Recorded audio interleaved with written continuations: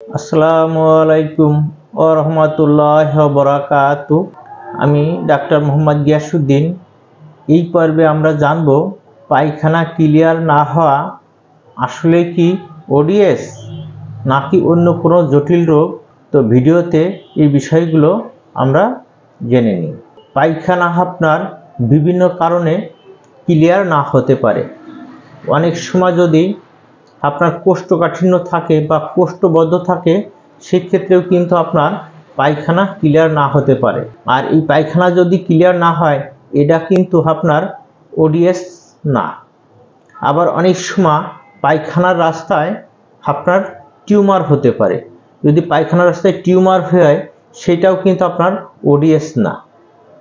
কারণ ওডিএস হলো আপনার পায়খানার রাস্তা চিপে যাওয়া এবং পায়খানা রাস্তার ভিতরে উপরের দিকে দেখা যায় আপনার সংকোচন হয়ে চিপে যেয়ে মলটা বের না হওয়া। চাপ দিলে তখন নিচের দিকে বের হবে না, চিকুন হয়ে বের হবে, তখন আপনার কষ্ট হবে, টয়লেটটা ক্লিয়ার হবে না, অতৃপ্তি থেকে আপনার চলে আসতে হবে। এইটাই হচ্ছে সাধারণত আপনার ওডিএস। আর আপনার নানান কারণে কিন্তু পায়খানা ক্লিয়ার না হতে পারে। যেমন আপনার পায়খানা রাস্তায় যদি আপনার টিউমার হয়, সেই ক্ষেত্রে পায়খানা রাস্তায় চিপে গিয়ে কিন্তু আপনার টয়লেট ক্লিয়ার না হতে পারে। আবার দেখা যাচ্ছে যে আপনার পাইলস হয়ে পায়খানা ক্লিয়ার না হতে পারে, সেটাও কিন্তু আপনার ওডিএস না।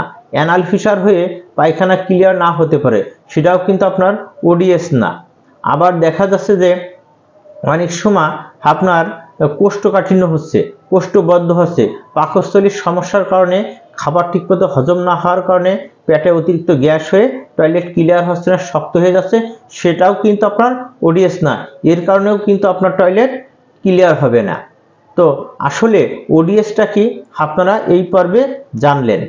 কারণ ওডিএস হলে আপনার পায়খানা রাস্তা চিপে যাবে, রাস্তাটাই একদম সংকোচন হয়ে যাবে, স্ট্রিকচার যাকে বলে, সংকোচনে চিপে যাবে, টয়লেটটা ক্লিয়ার হবে না, ভেতর থেকে প্রেশার আসবে টয়লেটের, কিন্তু টয়লেটে যাবেন, টয়লেটটা ক্লিয়ার হবে না। যদিও কখনো হয় চিকুন নালে বাইর হবে, ছিঁড়ে ছিঁড়ে বাইর হবে, আবার অতৃপ্তি থেকেই চলে আসতে হবে।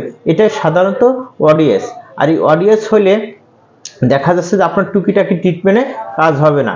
কোষ্ঠকাঠিন্য হলে আপনি কিন্তু শাকসবজি বা আট জাতীয় জিনিস বা আপনি যদি অতিরিক্ত পানি খান, টয়লেট নরম হলে আপনার ক্লিয়ার হবে।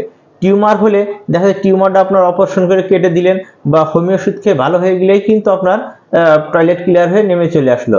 পাইলস হলে আপনার পাইলসটা সেরে গেলেই কিন্তু আপনার টয়লেট ক্লিয়ার হবে।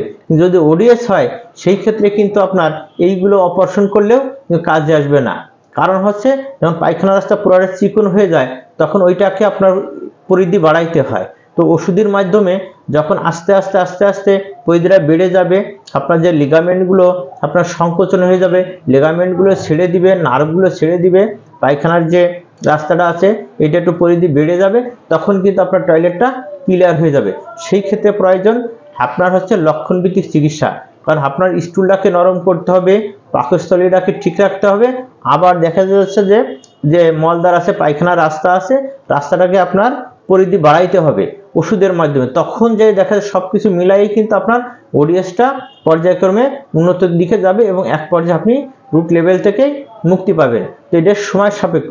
তো আপনাদের যদি এই ধরনের ওডিএস নামক একটি জটিল রোগে আক্রান্ত হন, তাহলে অবশ্যই একজন অভিজ্ঞ হোমিওপ্যাথিক চিকিৎসক খুঁজে চিকিৎসা নেবেন।